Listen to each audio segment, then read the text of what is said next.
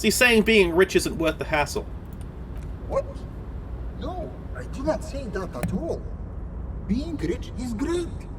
Just don't tell anyone I told you that. The bending light appears to wink. How did you become so rich? To be perfectly blunt, I inherited my fortune from Oh, my of course. grandmother, Yeah, what a who surprise. herself was an extremely high net worth individual back in Gra. That is the thing. You must earn the rest yourself. You have $3 from my billions you can see. That you can literally fucking see down here. But you must work for it like I did by having dead grandmother. All I did was take her fortune fuck and off. invest it prudently. Believe it or not, it takes more than a bit of skill not to blow a vast fortune on sailing boats, bad choices, and unsupervised state policy. You didn't do shit. You just have the capital. You had redundancies in your accounts. And I'm not impressed. Mega rich light bending guy. Maybe if you gave me some of that fucking 157555007. What is that? That's like 15 million real he has. I'm angry now. I need another shot. And blow. Oh my god, don't even tempt me right now. I don't need that. Actually, at the level this guy is, it takes several generations to do that. But, alright. What's it like being an extremely high net worth individual? I gotta tell you, at first, being rich is a lot of work. You've got to work hard because everything's so darn expensive. You know, prices increase exponentially at this income level. But then, once you've reached my position, it's nearly impossible for me not to make money. My assets are so diversified that I'm bound to come out ahead no matter what. Some of my lower net worth friends say to me, but doesn't that take all the fun out of it? And I tell them, not really. Cool, I don't even have any interesting replies. One would imagine living such a high net worth existence is overwhelmingly exciting. But yes, as you now see, it can sometimes just stun you with its boredom. Alright, goodbye, Mr. Lightbender. Thanks for stopping by. If you ever have an idea you want to pitch me, I'm all ears. I definitely will. I want my chunk of change, but I'm not willing to risk it on a 28%. I already fucking got insanely lucky with that double six. That's like the only double six I'm gonna get from here on out, I'm sure of it. Can I walk past you? What the fuck? What the fuck? What is this? What do I have in my hand? Wait, what the hell? The money goes up! Wait a second. I think the closer I am to him, the more my money goes up, and then as I walk away from him... That's exactly what it is. He's so powerful that I can feel his wealth. My god. Let's get out of here. That just made me upset. Let's go see what Evrart has to say, because Evrart was rather adamant that that was a very uninteresting container. He's probably been paid a significant sum by that gentleman to harbor him here. What is it? What's his end goal here? Is he just like, he's just fucking around? I think that's what he was saying. Your time and mental experience is much more important when you have gajillions of dollars.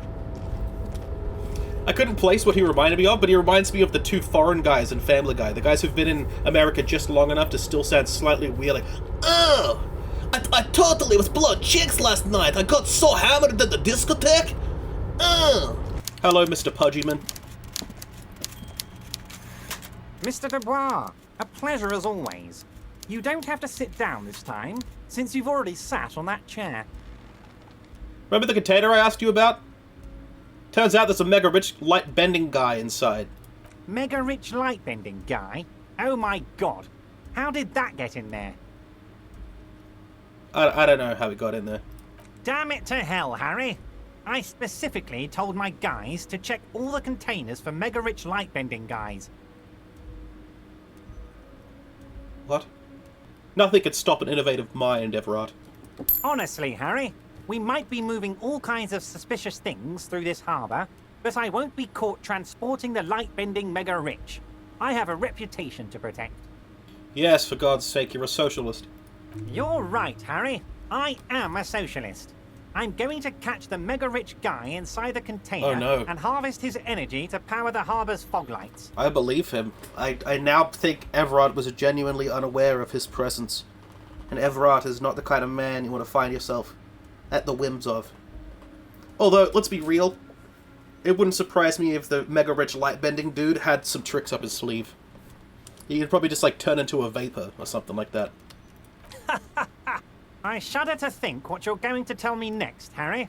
Not for 1 second did he believe there's an actual mega-rich person somewhere in his container town.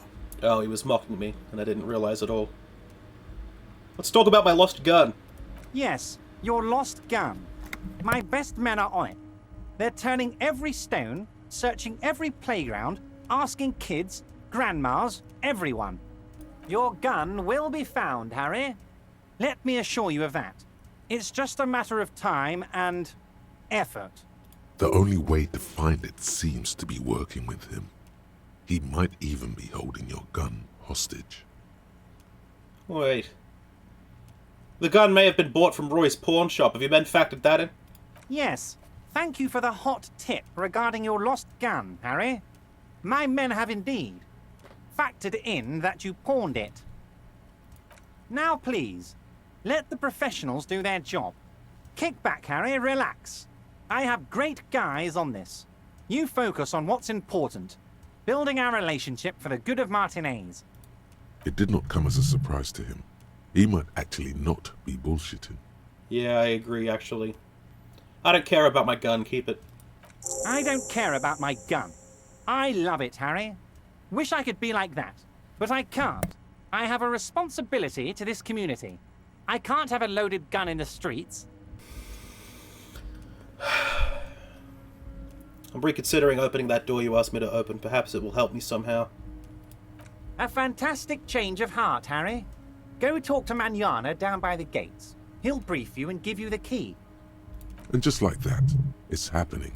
The roller coaster is moving. Too late to take it back now. I knew what I was doing. I imagine Harry said all of that through clenched jaw. He hates this fat fuck. He really hates him. Just open one little door. You don't need to go in or anything. I just want that weasel to come home and see the unlocked door. That's it. Yeah, Anything else we fuck should off. See you soon, Debardeur. Hey, Who, me? yes, you. Word on the street is you're ready to start building communism again. Get the fuck out of here. No, this Dubois is not a communist. Already established that. Maybe I haven't. I forgot it'll actually tell me, like, my psyche, won't it? Let's see. I do have 4 points in communist, but I also have 7 in fascist and 8 in ultra-liberal. So there's a dash of communism. But really all that is that I feel that I am entitled to some of everything. I'm also a sorry cop. Mostly an ultra-liberal. Alright, let's go do this dirty work. I don't give a fuck about what Evrart said. I'm not going to just poke my nose in. I'm going to steal some shit. I'm going to get paid one way or another. What is this?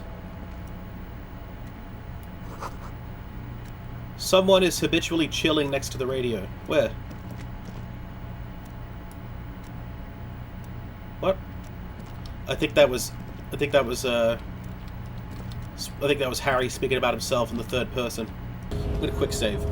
I've learned my lesson. Alright, Manana, give me the key, man. Hola, Wandering Man. How can I help you? He looks at me with soft and hazy eyes. Evrart said you have a key to a door. A key, huh?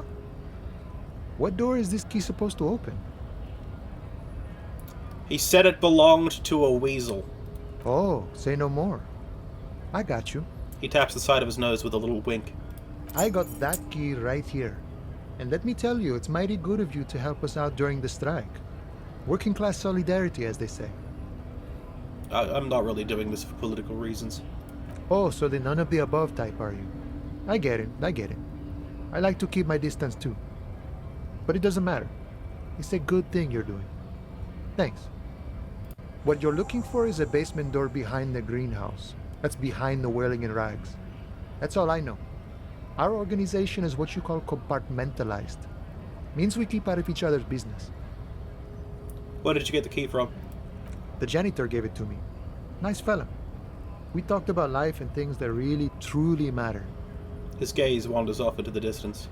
None of this mess we're in. This jiving and juggling. What's it for? To feed our children, I guess. Yeah, pretty much. Is there anything else I should know about this task, this weasel person, when he'll be home? I'm more of a philosophical dock worker. I like to talk about the big picture stuff. Who I am, who you are, what we are fighting for. The man takes a big sip from his flask. Let me get a little sip of that. He means he's not going to tell you cause he doesn't know. But he will shoot his mouth off with you now that you're working for Evrart. Ask him about the Hardy Boys. Do you know anything about the Hardy Boys? Los Ardis? They're an independent militant group. A bit too high-strung, but it comes with the responsibility.